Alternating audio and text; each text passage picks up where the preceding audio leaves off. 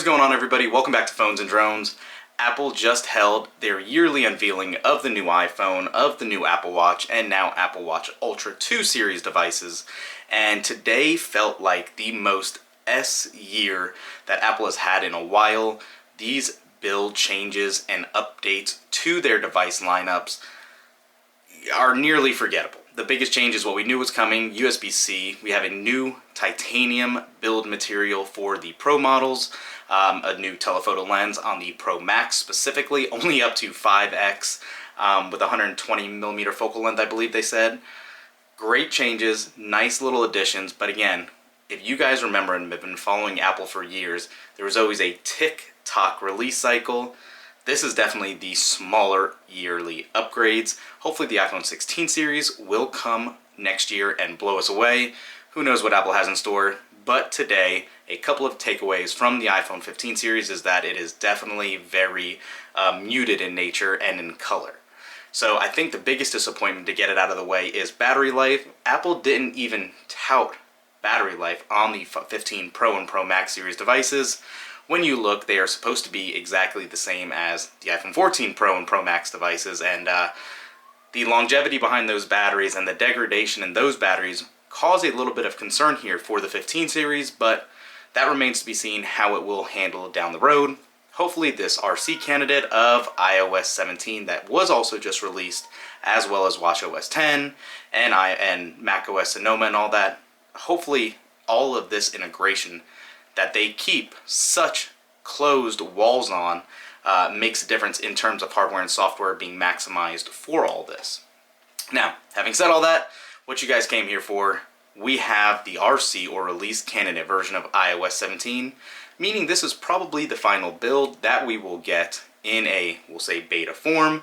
This is what will traditionally be released to the general public next week before the iPhones get delivered, or when you can go pick them up and all of that. So if you're picking up one of the new iPhone 15 devices, comment us down below. Let us know, why are you upgrading, what device are you coming from, and are you getting one of the new Apple Watch or Apple Watch Ultra 2 this year? Let us know. I'm kind of curious to see who is upgrading and who is not. But for now, let's jump into iOS 17 RC, see how smooth it is. Obviously battery life cannot be determined quite yet. We'll have a follow-up video for that. Let's go. Okay, iOS 17 RC just finished downloading, and it was a little under a 7 GB file size. Let's go ahead and do our temperature check, and you can see it is about where we've been at for a while. Actually, that's one of the higher temperatures we've seen now, right after the upgrade, and it is definitely, especially along the top here, very, very hot to the touch.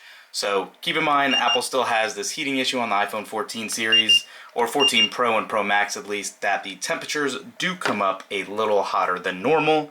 Again, as soon as everything finishes updating, everything should settle back down, but yeah, still getting warm and probably causing some of that battery degradation that we've talked about to a really, really extensive means at the moment. Beyond that, let's go ahead and jump into it, see what build this number is for the final RC, or what should be the RC build, and go from there.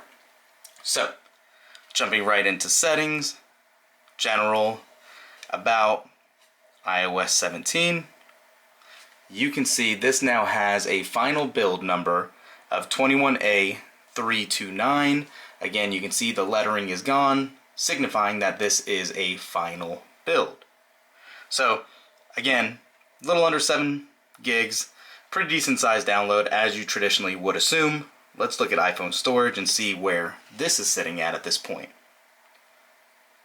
Okay, and I am happy to say, as you can see here as well, system data is down to a little less than 9 gigs, as we have seen recently as of the last beta as well, and the actual OS is running at 11.13 gigs, which is about common at this point. Nothing too crazy or substantial there. And since we've been tracking it the whole time and have had numerous issues, and a lot of people have experienced the same thing, our final battery health monitoring after about a year of usage is 86%. So again, this is a significant issue for somebody that keeps their iPhones 2, 3, 4, 5 years at a time. the maximum capacity has dropped 14% from its max in a year, and if this stayed true for another year, you would be down well beyond the 80% threshold that Apple deems good for 2 years of ownership. So keep that in mind.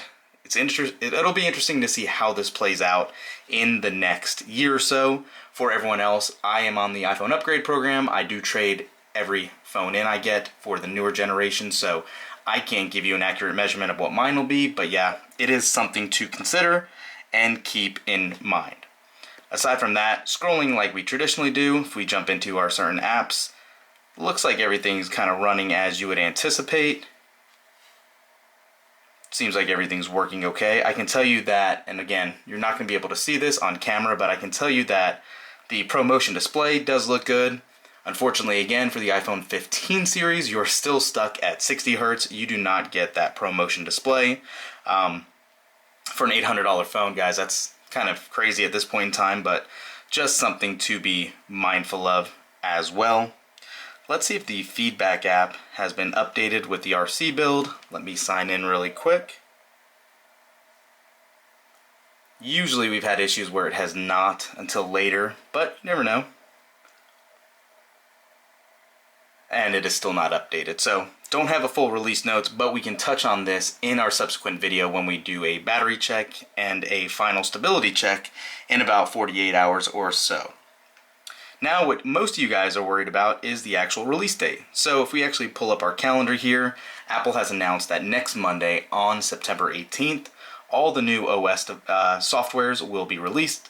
macOS will actually be the exception, coming a little later, but iOS and watchOS will be out on the 18th, and the new devices will be dropping on the 20th for delivery or in-store pickup, with this Friday being the pre-order time for only the iPhone, interestingly enough. They made it where the new Watch 9 series device and Watch Ultra 2 is available today for that same day pre-order. You can also now this year only get the new updated AirPods with USB-C in a package. There is no separate case you can order, so it will cost $249 if you decide to get the new AirPod Pros 2. Nothing new with them, just a case does now charge via USB-C rather than the old Lightning port that Apple's are doing away with. Apple also got rid of the MagSafe Duo charger and the portable MagSafe battery pack. Instead of releasing them with the updated models with USB-C, unfortunately they discontinued them altogether. So a little disappointing there. Quite a busy day for Apple, but in terms of their traditional yearly updates, again, this is one of the more minimal ones that a lot of people should look at skipping, waiting on the iPhone 16 series devices with a more robust feature set that's rumored. Again, that is a whole year out. If you need an upgrade or you're having issues with the 14, the 15 series is great if you want that new titanium look, those dull colors that go with it, or if you just want USB-C charging. That is bringing faster data speeds only on the Pro Max. Unfortunately, it's reserved for specifically that model. Everything else is stuck at still lightning speeds, so take that for what you want. Apple's gonna Apple, unfortunately. I'm not sold on this year's releases, but I am still excited for them.